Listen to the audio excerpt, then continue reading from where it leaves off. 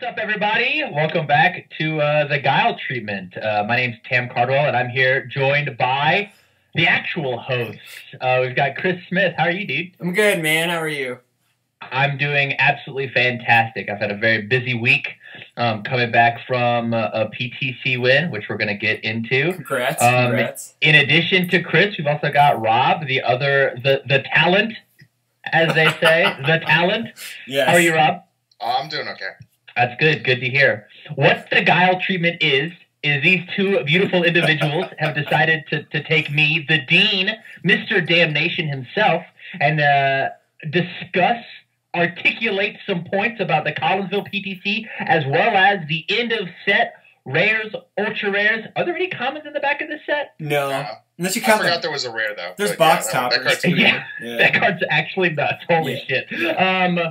So, yeah, I'm done with the intro. There we go. And I would love for one of you two beautiful gentlemen to lead the conversation in a productive, appropriate manner. Well, then you're looking at Rob then, because I don't do that very well. So I asked you, because I remember I came to the Omaha PTC, I don't think this year or last year, but the year before, where you made finals against Chris Nixon. He was playing Metal Man. You were playing Assets Athena. Yes, And love that deck. that was I think that was the first time I ever met you, was at that thing. Mm-hmm. And so I remembered that you were in the finals there, and so I asked you, I said, is this the first PTC that you won? And you said that it was, right? This was, yeah. I've topped every PTC except for 3 that I've been to. My very, very first PTC in Arkansas, I was playing Elect Man. It was a sick deck. It drew a 45,000 cards and then was not able to play all of them. The next one was the Omaha PTC, not this year, but the year before, where I played Dr. Wiley 2 Dot, and I think I got 9th or 10th.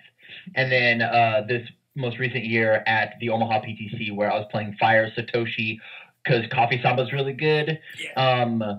I want to say both those years, I brought the same deck as Phil Birch, and Phil Birch has nice guy to me and not played that deck. Oh, that's so nice. The coolest guy. Yeah, he's the coolest guy ever. But yeah, I've topped everything else that I've been to.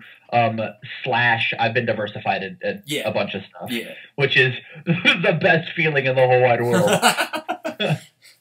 You've been diversified by Andrew Alexa, right? Was that both times you've been diversified? I got diversified by Sunman in Vegas. Oh, by Sunman in Vegas. That's right. Yeah, My bad. Sorry for bringing that up. X1. That was super fun. Yeah. So Collinsville, I know that we were chatting before that because you were kind of set on a deck and then you weren't, and then you were just like, well, I'm bringing this because fuck Tyler. So, because that was Tyler's deck originally. Yeah, totally. So I originally was Originally I was trying to build Takeda, and whenever we had Quan Chi out, we had this really super sweet play fatality, burn you with Schechter's Soulbreaker. Yeah, Soulbreaker, yeah. Soulbreaker. Yeah, so we'd Soulbreaker you and just burn you down to fatality level, and then reversal fatality you on your turn. That was the whole goal. And man, that deck was super fun and cool. And then I don't know, people learned how to play the game with the new set, and just 95 cards canceled everything Takeda wants to do. I was losing to decks that were playing no surprises, and I'm like, well, this isn't viable. This sucks. And so I was just beating my head against the wall, just trying to fight a bunch of decks. I couldn't beat Cassie, I couldn't beat Melina, I couldn't beat all of these fun decks that we were taking to the TTC. I was just getting obliterated by. And then Tyler had talked to me about this Fae deck, and I got absolutely demolished by Fae, demolished. And I went, Tyler, you're not going, are you? And he's like, no, I'm not planning on going anything recently. I'm like, I love Fae, and this deck is hype. Can I just take this? And he goes, yeah, if you win the whole thing. So I guess I had to. Yeah. I had to do it for Tyler. So big shout out to Tyler Clark, my local, the producer / seducer on UFSU.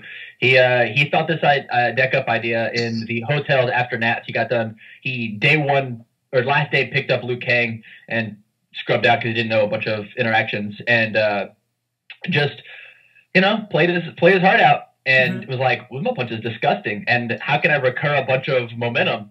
Fake it to be a bunch of momentum. Yeah. Let's just keep looping these Windmill Punches. We'll use the same card over and over again. And that's just what the deck did. It just critical mass spirit bombed you. I had 6 momentum, and Windmill Punch, Explosion was like the best thing it could do. Yeah.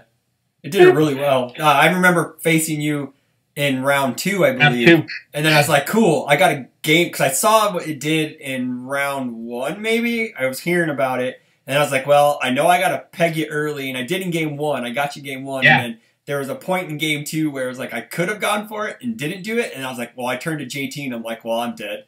And I died because no one plays Prepared to Fight in 2018, which I should have had. Man. It. I even told you, I was like, I should have had it in my side. I thought about putting it in my sideboard before I even left Rockford for the event. And I was just like, well, I don't have time, so I won't do it. There ain't going to be any multiples there. And then lo and behold, I just got, like, I got rammed really hard by this train. It was not fun at all. But it was cool to see the deck work, though. And the way you would just, pitch a bunch of momentum, bring it back in. It was insane. It was just like you just reloaded a gun. It was just like... Absolutely. Just put a new clip in and you just mowed people down. It was crazy. Yeah, the deck's got a bunch of really, really cool interactions. Like some of the coolest stuff that it could do was with future poolside date. There was at one point I don't know if it was in testing or in the event, that I actually gained 8 life off of 2 copies of it, having like 1 in here, gaining by 2, blowing it up, adding it back to momentum, gaining 2, putting it back, gaining 2. There was one time where I would gain 2 multiple, and so the multiple cards went to my discard pile and then back, and then gained another 2 because the top card of my discard pile, and then added in, discarded, gained another 2. Like there was just so many times that like as soon as the top card reset off of my discard pile, the game just sees it as a new card, so you just gain that 2 back. And so offensively, going from 12 life back to 24 life is really, really good in a turn. Yeah, it is. Because like everything you just did, and you got all your cool momentum. I started this turn with 0 momentum, played a fatality. I've got 8 momentum, and now I'm just ready to go off. Jeez. Yeah. The deck is incredibly good. It's got obvious counters, and the deck played a bunch of counters to the counters. Yeah. Like Dark Emperor was incredibly good, but I only fought 2 decks with Prepare to Fights. Yeah. One of them was in the finals because shout out to Cody Johnson. He was my local sparring partner, and he's like, well, I need one of these in my sideboard at least. Yeah. So he put it into Water Jackie. I was fighting Prepare to Fight Water Jackie.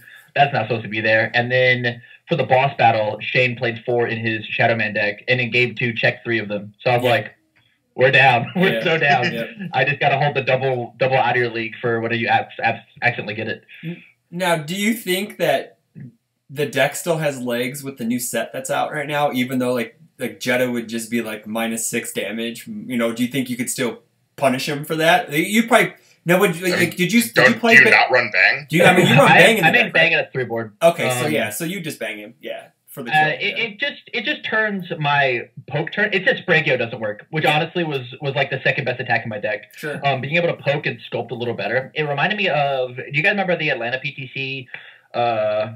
Like 2 years ago when I debuted Dr. Riley 2 Dot. Yeah. I thought it. I think I remember. I don't know. Rob didn't have any part in that at all whatsoever. So this deck is like a Power Keep Crash Grab version of his Mega Man 2 Dot deck. Oh, where it was like, oh man, I have to see Astro Crush, and that's the only way that I kill people. But I poke you down with Sprankio and this other like little draw card, and like I don't care if you block these. The Astro Crush, after I've poked you for 1 damage, is just going to kill you. That's exactly what this deck was. Sure. And so Jetta being able to -12 my damage sucks. But like Explosion is going to kill him. Oh yeah, for sure. Yeah. Explosion will get him eventually. I draw 1 Explosion. He gives me 45 momentum. I already have 10 momentum. Yeah. I'm just going to lay out my whole card pool. And they're 3 damage each, plus an extra 2 if I get the right card on top. Oh, true. Yeah. Because I was just thinking about that the other day. I was like, oh man, Jetta would be a neat counter to that. But eventually, I think you'd end up eventually not just recurring a bunch of multiples and just kill him anyways, because you'd have more cards out than blocks in his hand for the most part. Absolutely. I'm currently working on Jetta. I'm working on Jetta. I'm working on Ken, and if those don't work, I'm probably actually just going to go back to Faye and see what I can do with the new set stuff. I actually think I played Fae in teams for Worlds, and I thoroughly enjoyed that deck. It was a good stall deck. It wasn't playing main-boarded Graven Castle Ruins. It's actually playing main-boarded Jurassic Jungle. I thought that card was way stronger main-boarded. Did you play that at Worlds? Or you said at Worlds? Yeah, Worlds this past year. Because I was saying, I remember that deck. Like that was like the good one. It had like that. It had like Copyright Dr. Light. Yeah. I remember that deck, and I was like, dude, this is sick. Yeah, it was an incredibly fun deck. The issue was that like I misread how bad people were going to be. I thought I did not give people the credit they deserved, and I thought they were just going to build into Deadlock for me. Yeah. And people have figured out a way to survive cycling 10 foundations, like blowing stuff up, removing stuff, and then getting to 12 and then drop back down to 10 before it matters. Yeah. And so like my main kill condition in that Fae deck was a multiple card. It was MPYUU. Oh yeah. And so like that card does not have multiple if you're not a Deadlock. Correct. Windmill Punch does have multiple 3, no matter on turn 2. There were plenty of decks that I would play Fatality, Windmill Punch, and just have multiple 12 it, and there's nothing you can do about it. That's just gross. Yeah. It was incredibly fun my first round fighting a Snake Man and reading his character and going, oh, you had 1 momentum per turn? That's cute. That's real neat. And your thing has to hit for you to do that? Wow, that's neat. Yeah, that's a different time. It's a way different time. Yeah, it was totally different because like Snake Man was like eating an entire format. Abby played that deck for Worlds Got Diversified, for Nats, her first event that she went to. Yeah. And so I've had a bunch of Snake Man practice. I'm probably locally the best Snake Man and Lilith fighter in our play group, just because of how much practice I had against those 2 matches. Yeah. But yeah, the deck is incredibly fun. Honestly, I think your match, Chris, was the most nerve-wracking that I had, just because like I didn't really have any throw hate, and you were just like throwing out these really big attacks and getting momentum. Yeah. And then my last match with Cody, we were going very 60-40. Yeah. And it was very, very nerve-wracking. He was just sitting here just drawing a million cards, and I wasn't, and he was just like maining out of your league because that card's actually disgusting. Yeah. Draw three. Like, oh, I've got the counter. Now get the main board revoke. He's an incredibly new player, and so he was missing some symbol chaining stuff. But like the deck was really cool. Yep. Yeah. I remember him saying something about he lost because he didn't block with a hand. He didn't block Fatality with a hand cannon. Because I definitely gave him a bunch of, because like this is his first event ever. He's been playing the game. Yeah. He started the game with good Woodman. Yeah. We were like, hey Cody, you want to play like an in-depth like game and have like a bunch of answers and a bunch of really cool things? Pick up your whole staging area and block one with whatever you want. Like this is the character for you. He played my good Fae deck and he enjoyed it, and so then he dropped out of the game to play the new Dragon Ball Super card game, and he got incredibly good. I think he's won a couple regionals. He had like a podcast where he talked about stuff. I'm trying to get him on UFSU to talk about some card game stuff here, and eventually when we expand to other card games, I definitely want Cody to exist. Yeah. But he just didn't know a couple of silly UFS interactions, like with Prepare to Fight, and I gave him that hint in the finals match where he blocked another multiple, and I went, do you have any responses in the card pool? And he was like, do I? And I started reading stuff like, does this work? And I was like, yeah, that worked. And I started picking up my stuff before he even said it. But yeah, I couldn't know that he had a hand cannon in hand to like help him out with the Fatality block. Yeah. Because so it's just new player experience. Stuff. Just through. Do you think that would you have played that Fae deck if you guys knew in advance? Would you have played that Fae deck at Nats over Scorpion? That's a really hard thing to say because so this is a not necessarily a meta read, but this is a Tam's a meme read. I start making a costume like 2 weeks beforehand. So 2 weeks in, I'm locked to a character. Yeah, that's I can't change it. That's also so, true. It's a good thing you are playing Quan Chi then. Yeah. It is. Good thing Jake called him. You would have came with Quan Chi with like a frowny face drawn on instead of like a smiley face. or like just my Vega mask and just put it over top. Be like, I guess I'm Vega again. Vega again. But yeah, I probably would have. Prepared Fight didn't exist at that tournament either, and I thoroughly enjoyed this deck. And I only had a week to like craft this deck. I had like Tyler had the idea, but like I said on the first time I was on the Guile treatment, I suck at building decks. Yeah. But I can take these 60 cards and I can refine this deck. I'm really good at tuning it up and making it how I want to play it. So like he wasn't playing Spregio. He wasn't playing Mutual Respect, which is disgusting in Fae. Yeah. We each get one more enhance. My enhance will be, I'll add this momentum back. All right, your next one only has 1, 2. Yeah. So like that card's absolutely nuts in her. That's kind of just Jurassic Jungle. Like it is. It's it depends. It's slightly different. Obviously, like they still get that one more enhance, but you know, for something like a Coffee Somber or whatever, like that's fine. You know, it's like, are you gonna draw cards? Are you gonna play this? Like you can get the stun, you can't get the multiple. Like you get one enhance. So. With that on the board, it said that Airground Smash could either draw 3 or get the 6 damage. Yeah, it couldn't do both. Yeah. And so that card said, like, you have to have your priorities. Did you check that? Well, then you have to draw 3 so you can ready your foundation, which means I don't actually have to worry about blocking this thing because it's possible I could just gain my life back or block one that's later. Like there were a bunch of really cool interactions. Half blocking that card with the Skull Barrier so that you can't phase Getaway Fire is very, very good. Yeah. But like taking 3 off of it as opposed to taking the full 6 off the half block, that really matters in the matchup. Like it super does. But yeah, I probably would have at least put it in the gauntlet, the ringer to potentially play. Man, I think the costume would have been sick. The Man Fae? Oh, definitely. Yeah. Oh, yeah. Absolutely. I mean, at one point I was going to be Twinkle for World, but you know, every character I try to build, Jessica fucking fans. So hopefully, well, if it holds true, then I guess we're both going to be looking for a new character. Yeah, it's gone, dude. That's just going to be gone. It's over. I guess like I was a little surprised at like how all in on Windmill Punch the deck was. I guess it did have Explosion. Eggs. Yeah. But you mean Egg Goose Explosion? Because that's the way it's written on the card. Egg Goose Explosion. Is there different eggs? No, but the way the card is, the goose's neck goes onto the card name. So Tam on the deck list wrote Egg Goosehead Explosion. And he had to add, we were like, is this right? Because like, you know, we were joking that he'd get DQ'd because it wasn't technically Explosion. Yeah. It was allowed. So yeah. All out. Yes.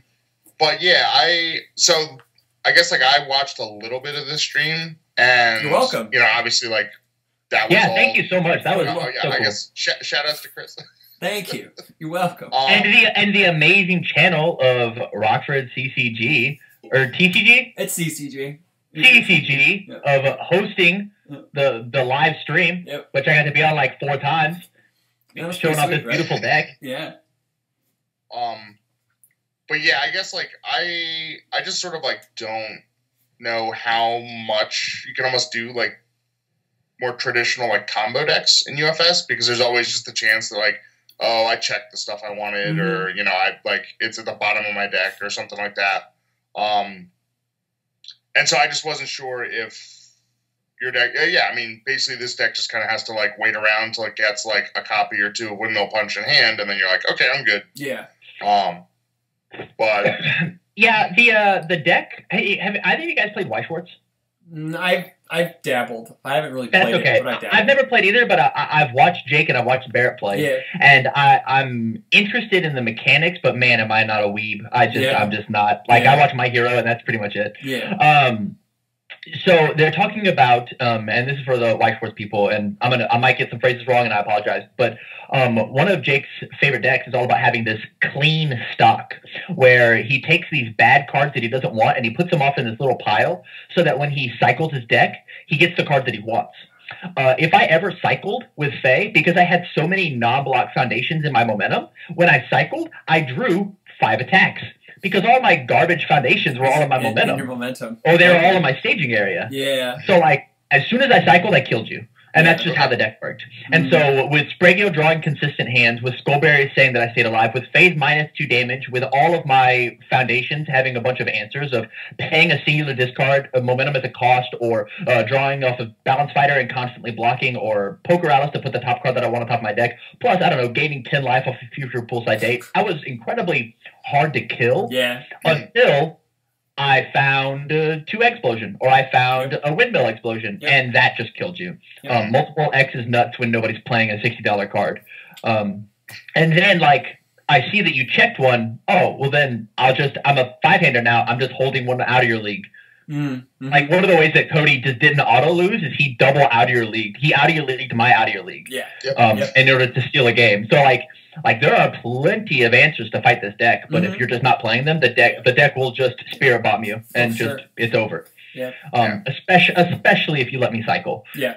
Unless I like get rid of all 4 windmill punches off the rip, which in that case, like, it's probably over. Like, there's nothing I can do about that. But the likelihood of that's so small. I know that in our matchup, I ripped like 4 attacks on turn 2 and I just went in. That's how I won game 1. But then, because I knew, like, I didn't have an answer for the multiples because I wasn't, I had Securing His Destiny made to stop the explosion to, the multiple X or whatever.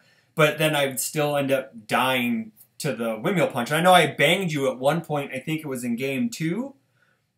You killed me anyways because you had double. You were able to get in a third. You were doing 6 damage because you popped in a third windmill punch. So I still died. I think I even blocked one and I still died just because of I kind of helped you out by cutting myself down so much like on turn 2. Absolutely, so that helped you out. And I played that completely wrong on game 2. But playing on this side of Scorpion, I totally get that accidentally cutting yourself to desperation will lose you the game. Yes, like, it just can. Dude. It will. Yep. No, yeah, totally. For those who don't know, I played Kotal Khan. I was never on stream. I was always in the middle of the pack. I finished 9th. I got gated by my good buddy Corey Hicks. You got just kept out. I got gate kept. A guy with a borrowed deck who hasn't played UFS in a year. What you want to know? What the kicker is? I paid for him to play in the tournament so I can get his packs. That's the kicker, my friend. So. But yeah, no, but I was fine with that. I got 9th, and there were some opportunities where I could have probably played a little differently, but yeah, it was a great tournament. I know that everyone was playing kind of like off the wall decks. I know that I was playing Kotal Khan, who wasn't really an off the wall deck, but he only topped once the entire time he's been out. He's always he's been a really cool character. I've enjoyed playing him. He's like Tam said, he's able just to say, well, I'm going to play this deep freeze, make it a throw, dump 12 damage on it, and you still take like 11. It's just, which was in our matchup, I was always using deep freezes enhanced to seal your ophids or seal anything that said, well, I'm going to live through this or whatever, just because, Honestly, Kotal Khan was incredibly scary, and I don't mean to throw shade on you, but do you know how bad it would have fucked up my whole day if you were like, hey, that windmill punch has throw now and it's going to leave your card pool. Yeah, I know. And I should don't kick anymore. Yeah, I should have fucking done that at least once. Yeah. What do I do now? I did that against Shoemaker in teams. Mm-hmm. I had out Rhythmic Fighting Style. And I blocked like the base copy, and I was like, "Yeah, I'll just take like 12 off the rest of these," but they're not going anywhere. Yeah. It's like, ugh. Yeah. I guess my turn's over. Yeah.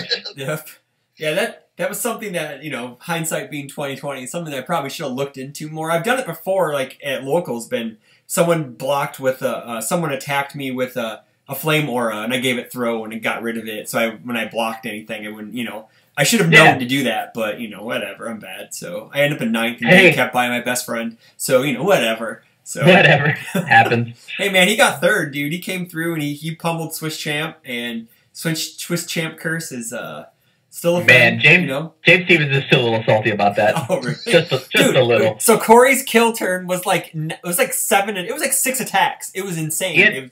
He had 7 attacks in his hand and was in deadlock, and James had 3, and one of them was revoke. Yeah. What are you gonna do? It's over. It was like he went like Kersplat, like Scourge, add something, blew him up for like 1,000,000 damage.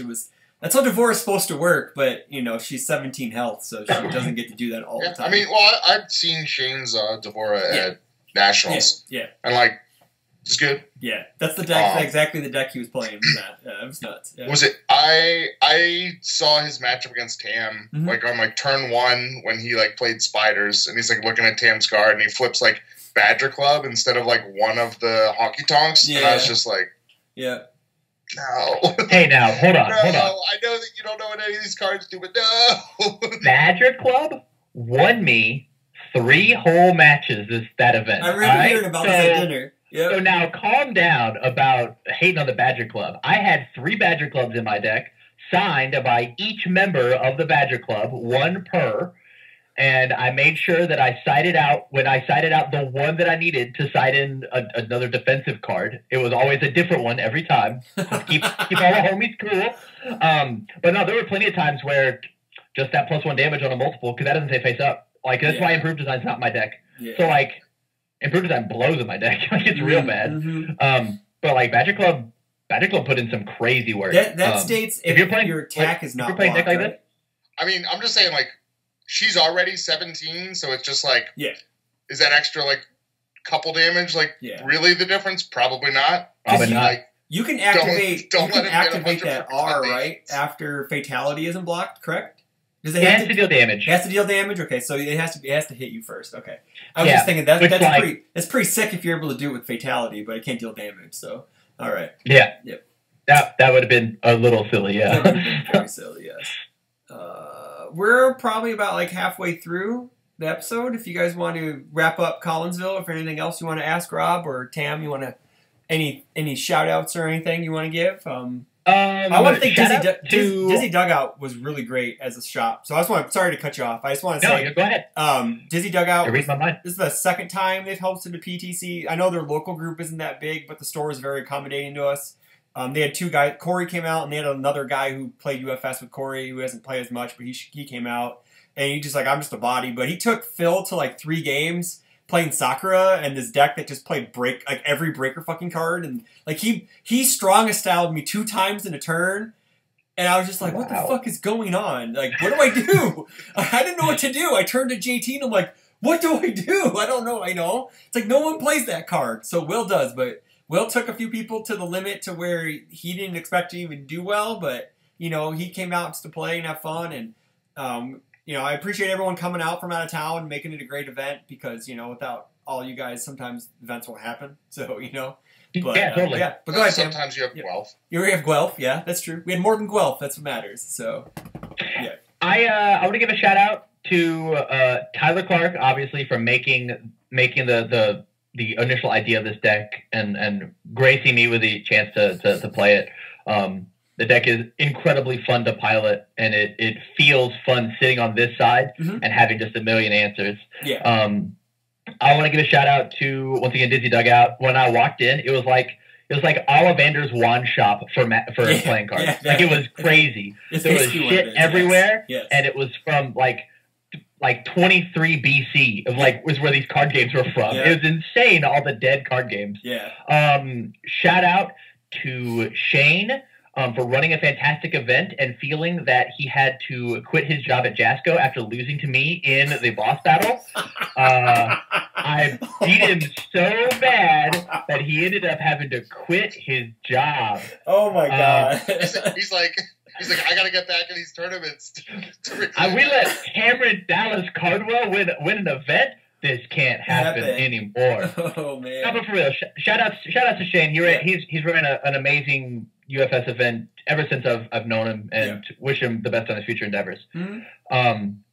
Shout out to the whole Omaha crew that came, not just UFSU, but all Legendary Wolf kids that came too. Strong. I think we had 7 people from Omaha come and run this event. Mm-hmm. So. And I fought everybody that was in my car, and it was a little rough on the drive home. Yeah. Like, who am I playing now? Oh, this other person I play at locals every week. Yay! Cool.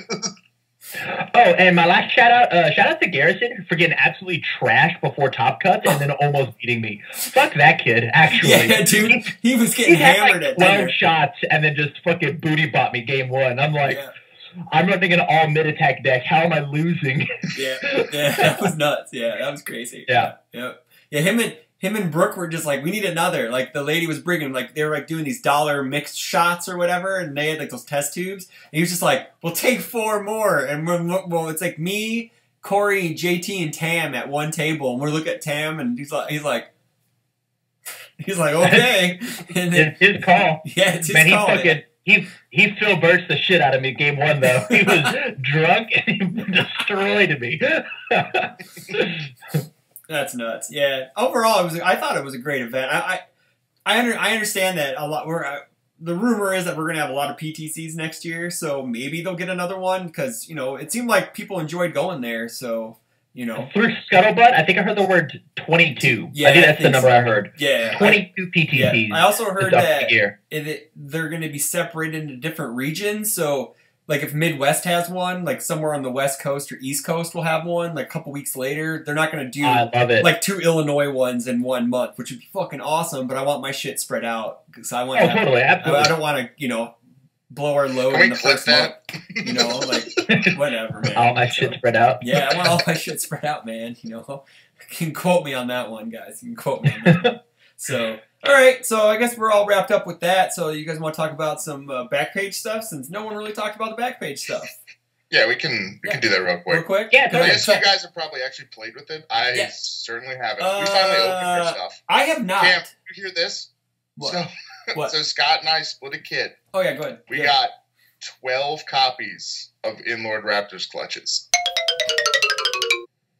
What a circumstance you find yourself in.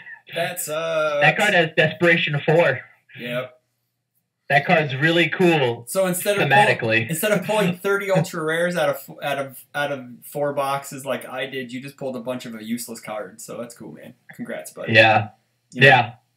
So let's talk about some good cards, though. These Backpage cards are really good, and there's a rare, so we don't have to worry about like collecting every ultra rare underneath the sun. That was sort of interesting too. Yeah. I remember when they spoiled the rares, previewed the rares. Sorry. Mm-hmm. Yeah. I guess Shane's not there anymore. It's still preview, man. The rares. It's still preview, bud. It's still preview. I remember that because there was one missing. There was a the count wasn't up, and we didn't know if they had like skipped Gills or if Guile had 2 ultra rares, which obviously does. At the time, I knew Guile had 2 ultra rares because I was told I was getting Gil's cards, so I knew that. Shout out to the Guile treatment. I love that episode. That episode's great. Everyone loves that episode. And so they're like, oh well, there is a rare, but like it's being held back like intentionally. Mm-hmm. And so it just had to be Backpage. Yeah, of course. Yeah. So Demon Realm Awakening, it's technically Donovan's support because it's his symbols. Well, that is Donovan in the art, so. It is. See, that I didn't even know because I didn't know that he turned into a demon guy. So much I know on Darkstalker lore. So I don't know if he does in the game. That's just from the comic. It's from the comic. If you look on Tainted Blood, his support from the Tins. Okay. This is a dude on the background. Oh no shit! Really? Yeah. Cool. It's Donovan. He's part vampire. Ah. Yeah, he's like Blade. He's like Capcom's Blade. So he's like Blade, hey? That's cool. Yeah. Yeah. That's awesome. So he's a Daywalker then. That's basically. Cool. So now when I play with Donovan, I have to go. There's always some motherfuckers that are gonna try to ice skate uphill because like Blade says it in the movie. It's like the best line in any movie I've ever seen in my entire life. It's great. But anyway, man. Let's talk about this card then. This card's nuts. It's very good. It's very awesome. It replaces itself in more ways than one. Actually, if your opponent's in deadlock, you get to draw a card and get another copy back.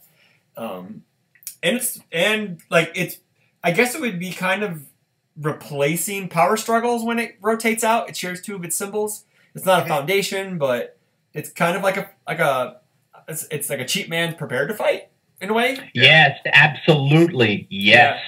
Yeah. This card's actually crazy in Donovan himself. This is the support that we'll get there. I wish they gave Elena. This card with patient and focus, and focus. Patient. I know what you're talking about. Yeah. Yeah. The old Jetta support. Yes. Jetta card. Yeah. You just look at the top 2 and be like, hey, I want both of these, or I want neither of these. And you just draw 2 off of Donovan. Yeah. It's insane. Plus, it's DR or extra damage when you need a kill on a 1-diff action. Yeah. It's nuts. And it clears itself, by the way. It clears itself. Yeah. For both abilities. This is like punch and more punch. Yeah. Oh, definitely. If only it had 2 of those symbols, huh? You know, whatever. You know, you can't play 17 actions or whatever, so you know, you get to choose. I would say, you know, fucking watch me. I mean, this I think comes back even to what we were talking about with the Guile stuff, with like All in Order, just getting like a little more deadlock stuff. Yeah.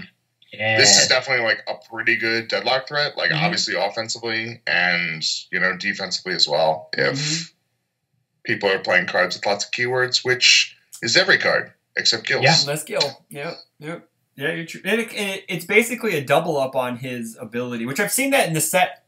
There's a lot of characters who have like a double up effect off of certain cards. Like I believe Jeddah has one.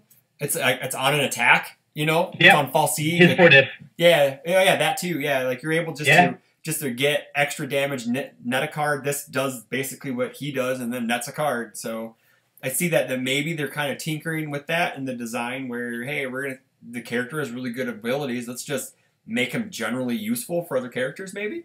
You know. Yeah, and like if the character is good enough to like maybe you don't want to run this character, but the effect is good enough in another character, because like. This in Scorpion sounds really sick. Like minus a bunch of damage so you don't die based on keywords. Draw an extra card seems really good in Scorpion. There's a bunch of all Death Order wants to have these abilities unless you want to be like locked into the diversity battle of Donovan. Yeah. Maybe I want to play this ability on some other character. Mega Man 2. Just like doesn't Donovan just make Ryu like sad because basically he does everything what Ryu does better? You know, Ryu has a full block 1 attack on his opponent's turn. Donovan's just like, block on my shit. I don't care. It all cantrips. Whatever. Yeah, and I'll block your shit too, and I'll still draw cards. So it's like, whatever, man. It's just like, whoo. Yeah, he's really good. Any thoughts, Rob? I know you said it's good, but you know, is anything? We'll move on to the next card. No, I mean, I think that pretty well covers it. Go ahead, guys. Who wants to pronounce this guy? I just been calling it shit the entire time. And then Shane thought I actually thought this card was shit. And I'm like, no, this card is named shit because that's like the first 4 letters. But it's awesome. What? I like it. It's in it Shiiten. I don't know. I don't speak Japanese or whatever it is. Well, typically it's like full syllables, so it's gonna be like probably like shi or shi. Yeah. Tenketsu. I know Ketsu is like the last part. I know that part because it's from a Final Fantasy game, so it means like blade. I think. I don't know. I don't speak Japanese, so I'm just generalizing. I mean, this is finally an answer for like bang and other skill effects. Yeah. So that's good. I mean, this is the first. I don't know if like we needed more stuff for like good and all like Earth. Just like we have answers to everything, so let's get more answers to everything. Yeah. But I mean that's nice at least that there's going to be like some counterpoint to that. I mean, obviously also it's like besides just the seal, the flip or destroy or anything like that, some more like spiders hate. Yeah. Which isn't bad. No, it's never bad. And the big thing on the E is that at least as it works now, you can play it on your opponent's attack and then pump a reversal. It won't reduce the damage because it's not your attack. But it just says X is double this attack's printed damage, so it doesn't matter if it's yours or theirs. So. That's very cool. That's really good. I mean, you know, if you have this and a block and a reversal. Yes. You know, well, if you're just like clutching 3 off or 4 of good, cards, you could be just double damaging your Spraggio or Dita, but you know, whatever. If you're playing off of good, but why would you want to just double it for a 2 damage attack? So whatever. Because no, it's you don't double the attack you play. You get double whatever their attack is. Oh, no shit, really? Oh, fucking A, that's awesome. You could do like, whoa, that's cool, man. So like if they're playing like a missile launcher, you can like block it in reversal and your attack it's like +12. Dang. Yeah, I don't think the top E is ever going to be used, but I actually think that bottom R is worth the 4 diff. This thing stops like I'll probably make a UFS ultra list of just every card in standard that this R remove stops. I did that with Dark Shirito, which we're going to talk about. And it was like 75 cards that just it existing in the card pool just says you don't get to play the game. That's cool. Yeah, that's awesome. Yeah. Cool is a word for it. Yeah, cool. Yeah. Like Faye. Faye doesn't have an ability with Dark Shirito. That's also true. Yes. I mean, it's the same as like Big Cyclone. Yeah, Big Cyclone. Yeah, that's what I'm saying. But like the R remove after your opponent attempts to stun X you with Coffee Samba, just check a 4 and you're alive. And they probably let you draw into this with Coffee Samba. True. That sounds totally fine for me. Yeah. That sounds completely acceptable. It doesn't stop stun. Come on now. Destroys, flips, removes, or seals. Or that commits, destroys, flips, removes, or seals. Oh shit! I didn't even see commits. Commits. All right. That commits. I can't read. But no, this card is an all around, and I love that Chaos got this. I think Chaos Chaos wants to be such a cool symbol. Mm-hmm. Like it wants to so bad, but it just isn't. I think the only Chaos character that's even playable right now is Lilith, and it's not doing like real Chaos stuff. It's just doing Lilith stuff. Yeah, it's just doing Lilith stuff. Yeah. Faye is doing all right too. Like you play Faye Underwater, obviously. Yeah. Like I think you play Faye Underwater or you play Faye Under Good. I don't think Chaos Faye has any legs. There's nothing under Chaos that like except for maybe Ancestral Quiver, like maybe. But even then, like the guy in Florida was doing like the Sand Grenade Faye at that's Nationals. Chaos. Like that was fine. That was fine. Yeah. That is a fair point. That is a point that you brought up, and he topped one of the best events that you could possibly top. Yeah. But man, I don't think you need to run off those 2s. I just don't think you need to. Like Sand Grenade's nuts. Like True. I don't disagree with that, but you just don't need it. You just don't need it. You can just run a bunch of 3s and just play 1,000 attacks. Yeah, there you go. That works too. Why not? Yeah. That works. And just pray they don't play Prepare to Fight. I think this card will maybe see sideboard play and then never get sided in. It kind of like how who is it? Kevin that always like sides Teddy Bomber, and then he's just like, I don't know why I do this because he never brings it in, or I think maybe Phil's done it, and he's like, I don't know why anyone would ever play this card because I never brought it in, no matter what, you know. Totally. So, yeah. Like I see this as a Teddy Bomber, where like, man, this looks really good on paper, but like when you start playing the game UFS, this thing could have had a 0 mid block, and it might have actually seen some real play. Yeah. Like as a block card, and then possible the R remove being like good enough. But the E will never be played ever. Yeah. Unless you got some really silly like Raging Demon garbage happening. I mean, honestly, like I think it's mostly just going to be, you know, if you're on these symbols and like you just really, really like can't tolerate getting like banged. Yeah, like if you're like a Johnny Cage or like a Stone Man or something, like obviously those are 5-handers, so like I don't know how much you're running actions, but you might sort of choose this as like the action that you want to run. But, yeah. I think this would be really cool like a Woodman too. Like it's got all symbols and like if I need to I can just pick it up when I want it. I think it's okay. True. All right. Moving on to Unite. This card. I'll be putting the cards in the center, so we don't have to really talk about what they do. We can just talk about the cards in general. So, yeah, sure. I love that. It's hilarious that it's free momentum before you even make a check. So, yeah, like you can fail this card and you still get momentum. You still get momentum. That's pretty cool, I guess. Sure. You know, whatever. It's kind of neat, you know. Anything can be a cost, guys. Never forget that. It is like drawing a card or. Yep. You know. I mean, momentum is a real cost when Jedi exists. Sure. Yes, it is. It is. I don't know. I didn't know how I felt about this card. Like I read it and I'm like, okay, cool. You know, it's like Liu Kang hate, whatever. You know how I feel about this card? What? It's a set too late. It needed to be a promo about 2 months ago. Do you think if this card was a promo 2 months ago, Liu Kang would have been banned? I mean, it would have depended on how much people played it, but they could have been like, they would have been like, well, there's answers. That's true. Okay. This card's nuts. This card's actually insane. This card, honestly, is like my favorite ultra rare from the back. Okay. This card is absolutely disgusting. I've been playing Jacob Johnson's The Biggest Dick Fire Kin deck possible, and boy howdy, this card says I don't care if I check the 3 on my attack. This card is just like ready up 2 cards, and I'm just gonna keep swinging. I built 3. Well, I've actually built 5 because of my Unites. Okay. And I'm gonna keep drawing into Unites. Like I've never used the E opponent's turn. I haven't. It's just I want to go in. I'm going to keep going in. Let's go in harder. Let's go in even harder. Let's go as hard as we can. Let's keep going. Like it's insane well, the issue how, is too, how it says fast that, Unite runs. It says that they have not been readied. So if you're down to 3, you may only get 1 other activation of Unite because it's only going to be like 1. So that could make or break the turn. I know, I get that.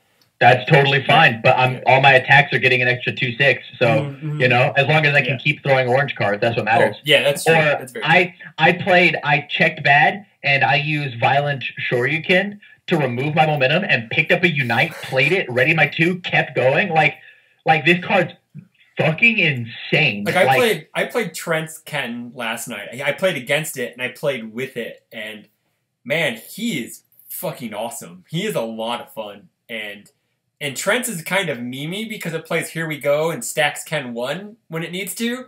And let's go. It's fucking hilarious, and it's just great because he plays Violent Tatsu in it, and I can see why Violent Tatsu is like an actually good card, because it's just like at the end of the string, you got the foundations to pay for it, or you're not over yet into it, and it's just like, well, I'm gonna throw 15 damage plus at your face, and if you can't block it, you're dead. Yeah, I get it. It can still get revoked. It can still, a bunch of other things can happen to it. But that's the price you pay for playing that. And then you have to find ways to protect that if you're going to. But whatever. I still think I'm with Tim Keefe, where Violent Tatsu like works better as like a threat than like an actual card. Oh no, for sure. Like, I totally agree. I think Violent Shoryuken's his best card, but you still have to respect the 15 damage plus this thing can put out. So, you know. You still have to respect it. It's only 15? Or is it 18? It's 18, I'm sorry. It's 6. It's 1/6, my bad. It's still a lot of fucking damage, man. It is a lot of damage. It's a lot of damage. It's self-fueled. I don't think Ken's best card is actually Uppercut. You know? I actually think his best card is the 3 damage kick attack that gets damage for each removed. Oh, yeah, that's still really good, too. Yeah, that card's insane. You have to... no, that's the one that says you can't play actions, I think. Yeah, that one. Yeah, this one, I think... we can look it up. I'm looking it up. Okay. Yeah, don't stress. But like, it's the Unite just says it's that one. Unite just says that we just keep going on our turn. Yeah. Or I don't know, on a block, I can just like I checked a 3. Well, I can't afford to pass this, but I don't know. I play the 1 Unite out of my hand, and I'm allowed to. I just retap those foundations. Imagine how potent God of Thunder is, and this card is God of Thunder. Mm-hmm. I have 2 cards that say commit as a cost. Like, could you imagine like having some amazing card under air or void or even fire that like I tapped into this broken thing, and on this thing I ready those 2 things back. On my next attack I get to do them again. Martial Banana comes to mind. That's pretty good. That's 5 free damage. That's 10 damage right there. Yeah. Yeah, like that's really, really silly. Not just to pass checks because like we're a glass cannon like Ken, but I don't know. Are there any cards under Void that we can think of in Deadlock that commit your opponent discards a card? Oh, yes. Like Loyal Servant? I don't know. That's pretty good. Playing this 1 diff action to discard 2 cards out of their hand seems pretty insane. Yeah. Yep. And the block's really nice, too. I'm gonna be the lame guy talking about the block. The 1 low is fantastic. So Like this card is actually insane. In that Dragon Ball Super card game that I talked about earlier, there's a card called Sensu Bean that is a $5 common for a reason. This card's insane. This card's nuts, and I'm very excited to see a bunch of really aggro players or even defensive players break this card. Mm-hmm. Just either for the momentum, sure, or ready 2 things. That's nuts. There's an action in Fei Long or a foundation in Fei Long that's like a 2/4 that does the same ability. Okay. But this is a trap card from my hand that I can play on my turn. Yeah. Nuts. Oh God, I forgot about that card. Yeah, it's that really card's not good. It's a card like Intriguing Battle or something like that. Yeah, it's really bad. Yeah. Chris Reyes was sucking that card's dick for a while, but I was like, it says opponent's turn. If it said our turn, I'd be with you. Yeah. This card definitely says our turn. Yeah. All right. Moving on to Castle Ansland, right? Ansland? Is that how you say it? Yeah, we get our obligatory terrains. Yeah, I haven't read this. Hold on. Our terrains. It's just Lilith, or it's Morgan. It's Morgan on a terrain, and then our commit. If you are cancel burn. That's all it is. It's just cancel burn. It's a terrain. It's a terrain. You know, I actually had a conversation with Shane on the way to the gym Saturday morning because we went and worked out, and I asked him, I was like, "Is there a reason why all the assets after Swordfish 2 kind of suck?" You know. Because, like, Swordfish 2 kind of hit, like, this bar of, like, well, Swordfish 2 is fucking amazing. And then every, like, asset after that has been pretty much meh, I guess, in my opinion. Yeah. You know? And I get it. And what was the payoff? And he was just like, well, you know, I he kind of like trailed off a bit and didn't want to like answer the question in typical Shane, you know, but it's okay. I know he doesn't like throwing people underneath the bus or whatever, but it just seems like maybe they're afraid of assets being too powerful. Because I know that Jason for a while didn't want assets in the game and all that stuff because whatever, but. I mean, all they have to do is keep printing actions and no one will run assets. So. Yeah, exactly. And then that's basically, I think, the direction they're going is that they want people to play more actions because actions are fun and exciting. And, you know, you get assets like, you know, Hanya that just sit there and, you know, prolong the game, I guess. Hanya's fine. Hanya's amazing. I love Hanya. Hanya's great. Yeah. Hanya's a good fucking card. Let's get more assets like Hanya. Yeah, or that or like, was it Saw Blades? Yeah, that card's great too, you know. So, for a while. These cards... Yeah. Both Castle, I'm going to say Aslan. Yeah, I think it's the line within the wardrobe. Yeah. And Castle Domo, they both look like really fun casually. Yeah, they look like the most fun casual assets possible. I think Doma is playable. There we go, much better. I don't think I even bother. Doma would be. I think Doma's playable because it helps. Well, for one, it helps Jeddah out and gets rid of like the problem momentum that. The way you beat Jeddah is you just hold on to one momentum and he'll never debuild you. So people will hold on to one momentum at least against him, and this prevents that. So things like you pitch it, you know. But we can talk about both of them at the same time because they're kind of similar. Yeah. So. I mean, I think Doma is just right. It's like just for the first F. Yeah. And right, I mean that R is just kind of one of those things where it's like as an emergency button of just like. Man, I really can't take this revoke right now. Yep. Sure. Or like a punch and Judy. Card pool, prepare to fight. Yeah, sure. That too. Or like it gets rid of punch and Judy, you know, anything that if you don't like actions, you play this card, and if you don't want it, you know, because 15 cards is kind of rough, but I think at the point where you use this, you're pretty much going to be set up anyway. The whole point is it's like, yeah, it's a lot of cards, and the reason it's a lot of cards is so you can't just like use it on everything. Yeah, exactly. It's like when you use it, there's a real cost, and that cost is don't cycle again. There's more of a cost to this than there is to Unite, so you know. But yeah, this cancels Unite. Yeah, there you go. But Unite still goes to your momentum. Oh man. But this card's cool. Yeah, these cards are fine. They're all right. There's no reason to play them. No. I could see Jeddah playing Castle Doma though, but that's pretty much it. You know. Have you tested it at all? No, I haven't. So it was like the first thing I threw in my deck, and I never ever wanted the first form. Yeah. Oh, okay. I never wanted to. I was always just like, I'd rather get rid of your momentum some other way. Yeah. True. I didn't like losing the turn 1 build because it's only really good like turn 1, turn 2, and it's an asset. So sacrificing that, I'd rather just blow up another foundation in order to add this thing in. Yeah. Yep. Yeah. I've also noticed. Yeah, I've noticed that you kind of don't mind if your opponent sits on some momentum for a while because then you have tricks to get rid of it. So it totally. You know, you don't need. Yeah. Yep.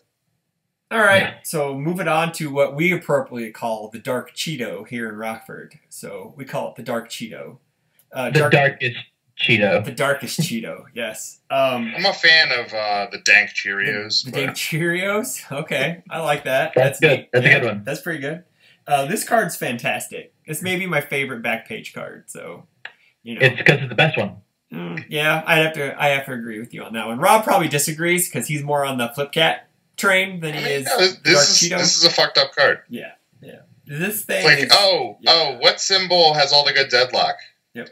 Jet stuff? Yeah, Let's just print another one. Yep. But, sure.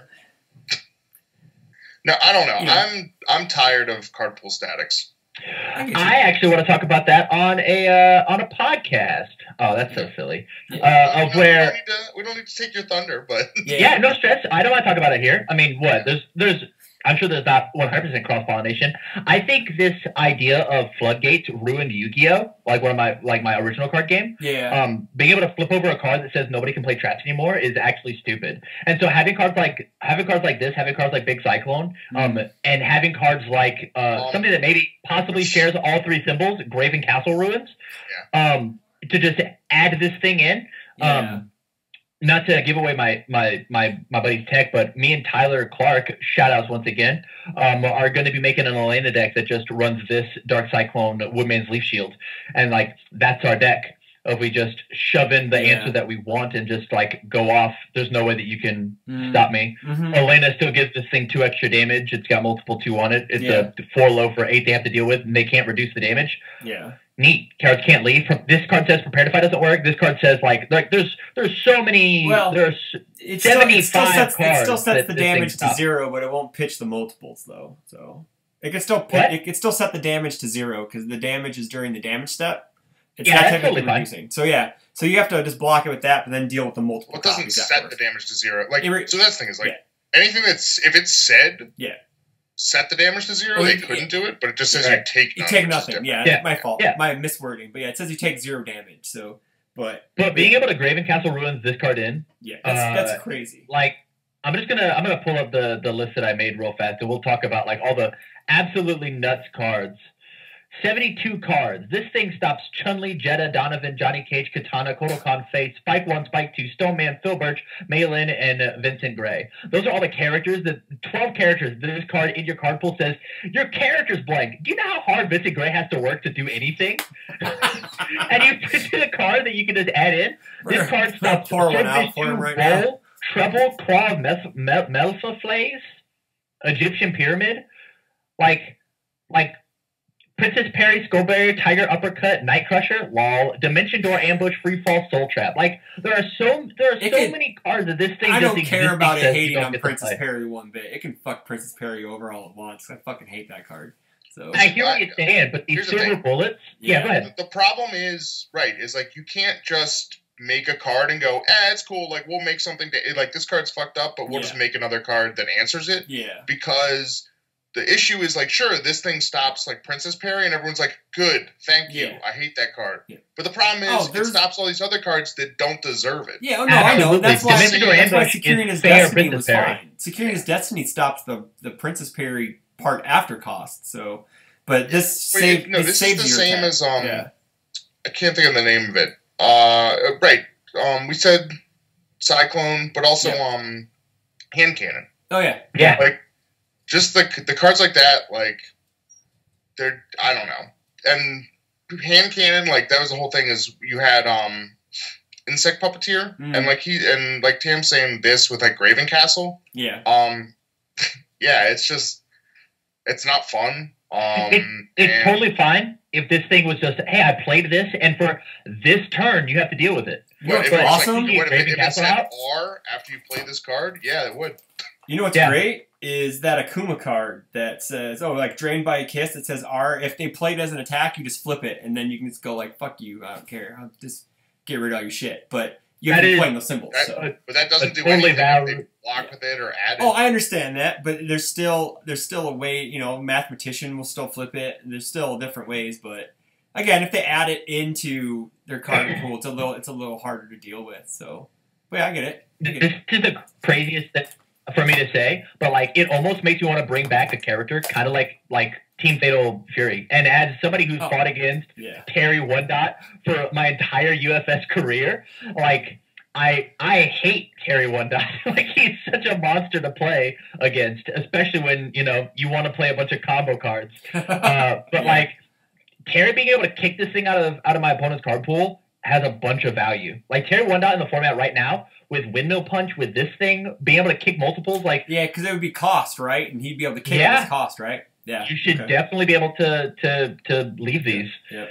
Like I mean, it's necessary. Yeah, like my sort of joke, champ card design that I'm not is not going to happen.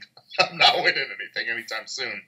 But it was literally like one of the E's was legitimately like your attack, like flip a card in their card pool, and it was just because of stuff like this. Yeah, like, I'm so sick of it. It's not that I'm sick of it. It's without like this.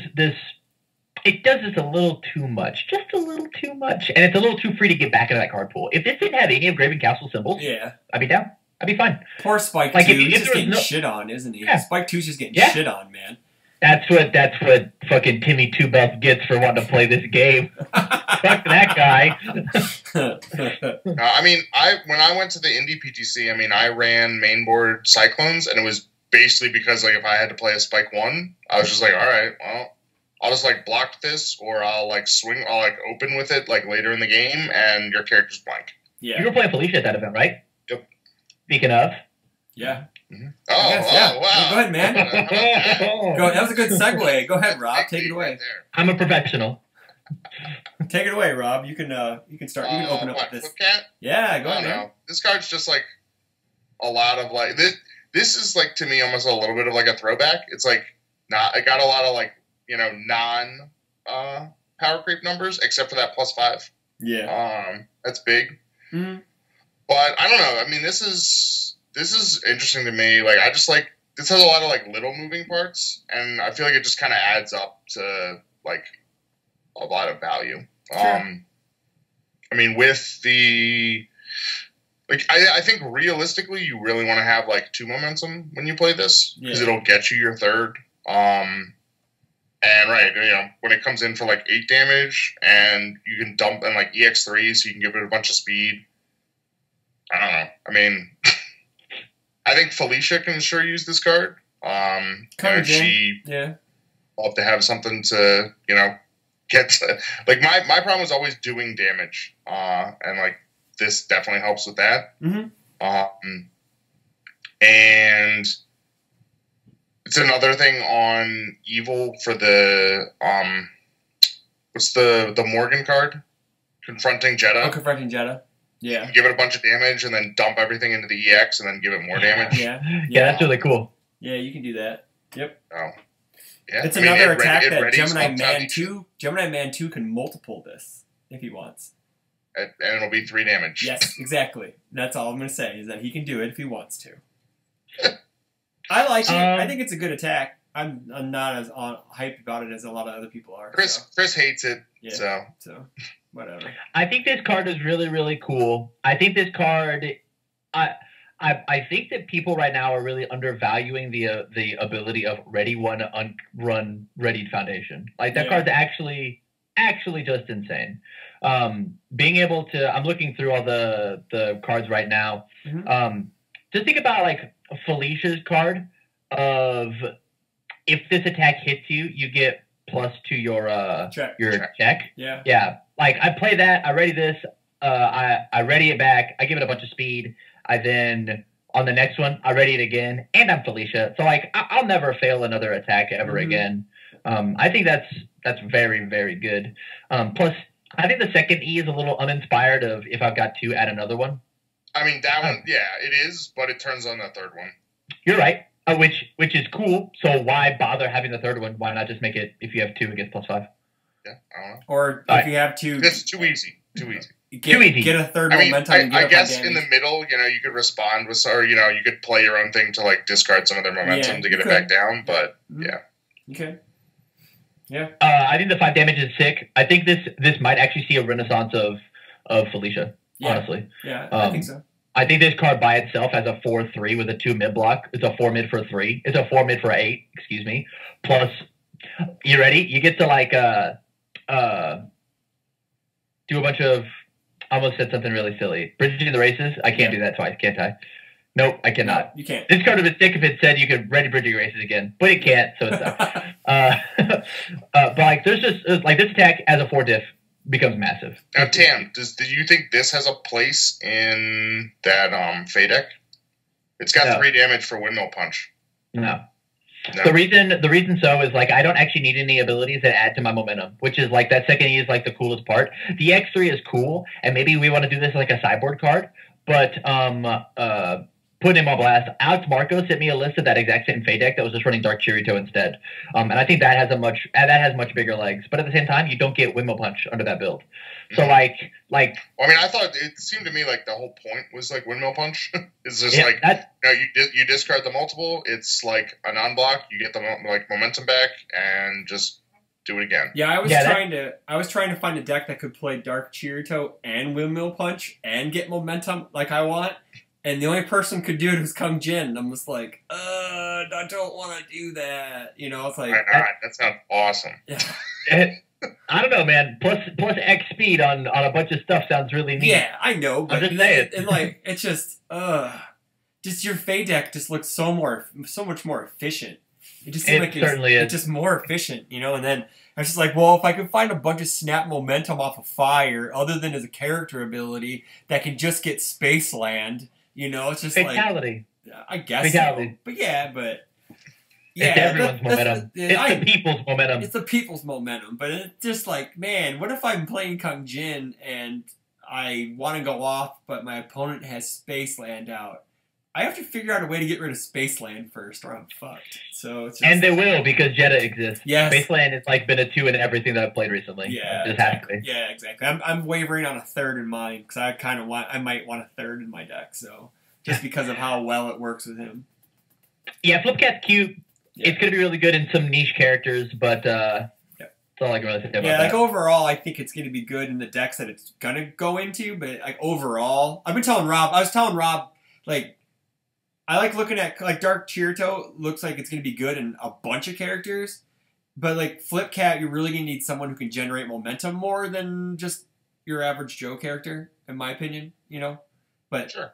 So let's talk about Flipcat and Faye, just real fast. I don't think it's going to work in the build that I made. Or, excuse me, pardon me. Yeah. Shout out to Tyler Clark. Tyler Clark made that deck. Yeah, but I think a Faye deck that was not quite running such an all-in on this Spirit Bomb Windmill Punch, I think that could work. Sure. Like a really solid water Faye deck. I mean, because it hits for 1,000. Yeah. Like 10 damage with Faye is nothing to sneeze at. Plus all the speed. Yeah, exactly. No, I agree.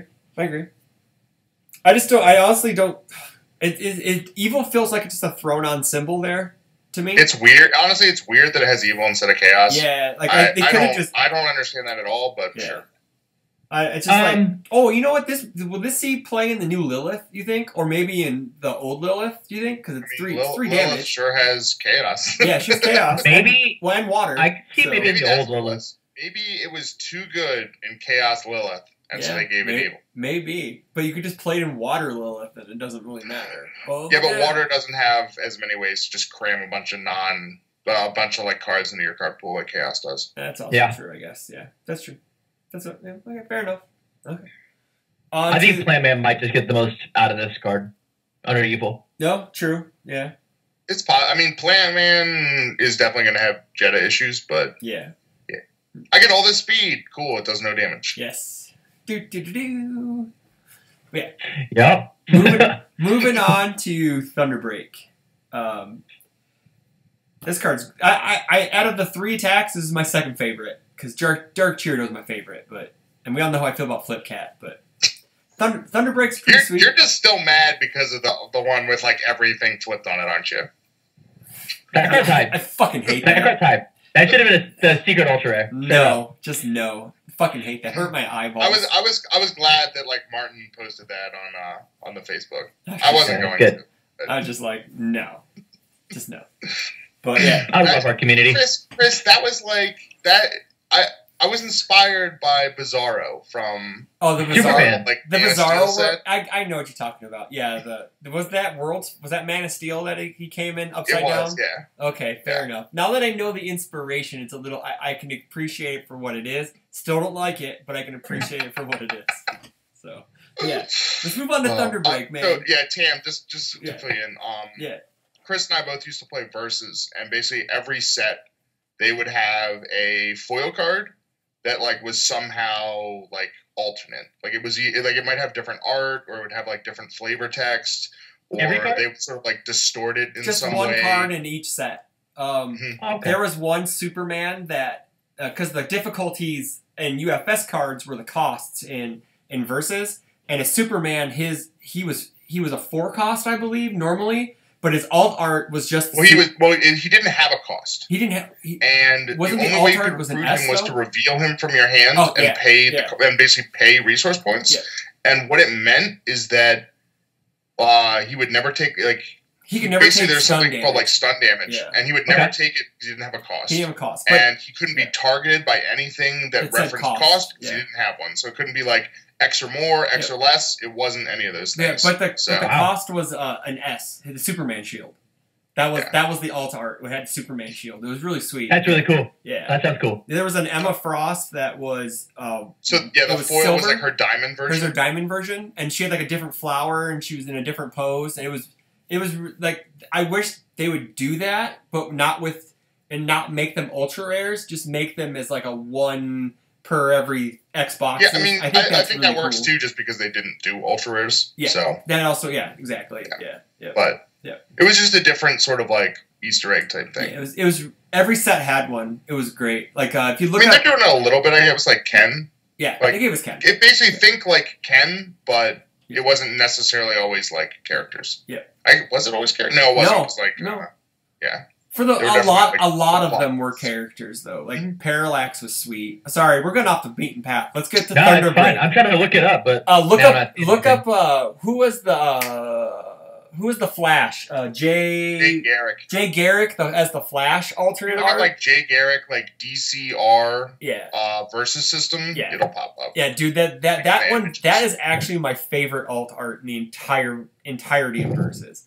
That one's fucking sweet. Your mind's gonna be blown. But yeah, while he's doing that, let's talk about Thunderbreak, Rob. I know you're really hot on this. I mean, Thunderbreak is just like, hey guys, remember Venom Shot? Yeah. Now it has powerful and some sick static where if you discard it, you draw your entire hand. And a block. And a block. And a block. Don't forget, and a block. Yeah. And it's not a kick. It's 3 different keywords. It's a charge punch slam. Yep. This card in Donovan's really silly. Yes, it is. Yep. Yeah. Mega Man 2 can give it stun. Mega Man 2? Yeah, he gives it stun. Mega Man 2 giving it stun and then playing the E to target tap and get more stun, like that's pretty good. Yeah, it's pretty sweet. Yeah. And this card's got the extra ability of breaking the LGR and ruining Facebook. It's got that hidden static. What are you talking about? It's because of the if it's committed, you can't get the stun. Oh, okay. Yeah, because you have to be able to commit something for that, I believe. Maybe. Right? I don't know. It's a question that will be addressed, hopefully. Okay. Luckily, the good, beautiful people at Jasco Games have this amazing, frequently asked questions that they can just throw this card up and tell us all the good people exactly how they wish for this amazing 6 diff attack to work. Yeah. I cannot wait. It's 4 low for 5 with powerful 3. Yeah, it's very good. I like it a lot. So I was talking to Shane. So about the 6 diff stuff. I don't know if I told you, Rob. I know we talked about this at dinner. I believe, maybe Tam. That they're starting to do, instead of doing like 5 2s, they're going to do 6 3s. That's why a lot of attacks are 6 diffs in this set, just to try to like see if that works as a balancing mechanic more than just 5 2s or whatever, like Chun-Li has a 4-2, so I don't know, whatever, but yeah, so I guess we're going to see a lot more 6 diffs in the future, so maybe that will get rid of the, hey kids, let's check 5s and win meta, I guess, but people just play missile launcher forever. Okay. Yeah, so for at least 3 years. Yep. Yeah, I mean, I think in some ways, like, the cat's a little bit out of the bag until... Like, I've been saying this since Bebop came out. It's just like, if your problem is the Bebop cards are too strong, those aren't going anywhere. Yeah. So, it's fine if you want to take a step back, but you can't make cards like this and just be like, people will play this instead of those, because they won't. No. Like, if they want to win, they're going to play the best card, and if that's the best card, they're going to play it. Yeah. I think it's fine. I think it's just more an issue with, like, the 6 diffs, stuff like Fade and Akuma and Vega.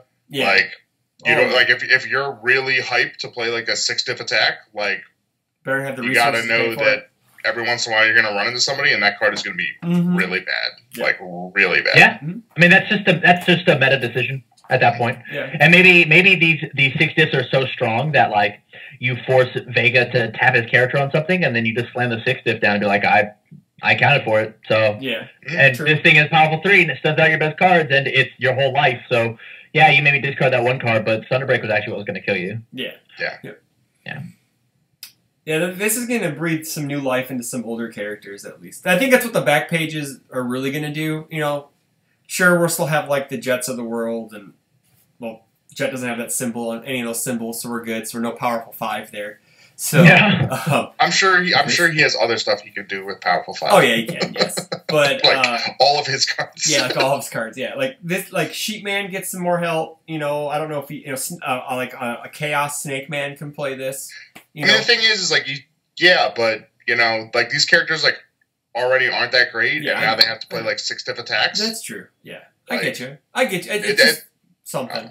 I mean, I get like part of it is like if you want to play like this big 6 diff, it's a lot harder to just go ham on like turn 2. Yeah. Because like if you're like, man, I got to pass this 6. What if I check a 3 and then I'm tapped out? Yep. Like, sure, but you take that risk reward of play 1, tap 1, and now I've got such a huge advantage. It lets you gamble a little bit and play the game how you want to play it, which I dig a lot. Sure. Yeah. Cool. You guys want to talk about Elena and Donovan or no? Absolutely, I do. I love these characters. I think they're so cool. Go ahead then. We don't have to if you don't want to. No, I think Donovan is going to win Bear Bryant more cardboard. I've already played against an order build where he sat and did nothing and decked me out, and he was drawing on every fucking attack that was played. And I played against his death build, excuse me, and man, it was so frustrating to play against. It was so frustrating to play against. I had to play 6 attacks against him, and he blocked 5 of them, and he kept blocking. Could you imagine? Think about the game where he fought versus Sniper Joe, where it took both of them how many turns to deal damage, and he wasn't drawing off of every block? Yeah. That's what it's going to be. And when he can't block or he doesn't want to, he'll just -5 damage off of a keyword once. Yeah. It's fun. I'm very excited to make my game better because of Barrett Bryant playing Donovan. Sure. I am incredibly excited for that. And then Elena, when I first read her, I was like, man, this character is almost cool. But like the more I sit down and you get that +1 damage for each resource symbol, and like you get butthurt that she can't give anything +3 currently. Yeah, but +2 is pretty good. It's +2 max. Yeah. But there are so many good cards with fire and good and fire and chaos and good and chaos. Yeah. There's so many good cards. There are so many good cards. I mean, jet cards are okay. Yeah, jet cards are okay. Fey cards are pretty good. Woodman's pretty good. Vincent Gray's pretty good, especially with wanting to deal with face down cards. Yeah. Like Cannon Crack under good is going to be nuts. Playing a singleton Pulse Flare under this character is going to be very good. You get Dark Chirito. You get to play all of Jets, all of Fate. She's got a lot of tools. I think the only thing that she was missing was I actually think she should have had a foundation that got to like Shopaholic something. I think that should have been her support in the back of this set is an ultra rare foundation Shopaholic. And I would have been super down. She doesn't have anything. Like nothing. She has nothing. She has nothing. And Donovan got that rare action that just says fucking pot of greed when I draw. Yeah. Or when I pop. Insane. Nuts. Now, okay, so my question for like a turn perspective. So after your turn begins, is that after your opponent's end phase ends before you draw and ready and all that, or is it? Yeah, I mean it's gonna be before. Like, well, yeah, it's just as soon as the turn starts. Okay, so it's right after my opponent passes their turn, they clear, I get that first card down. So I just want to make sure because we were talking basically before you untap, before you untap and do everything. Before you. We were just making. We were trying to figure. We were just making sure at the pre-release because someone was playing Elena. We wanted to make sure he was doing it right, so we were all talking about it. So it's just as your turn. Cool. It's before you have any game mechanics happen on your turn. Yeah. Before ready review draw, like there should be a big graphic that flashes your turn. Your turn. Yeah. As soon as that clears, her static happens, and then things go. Yep.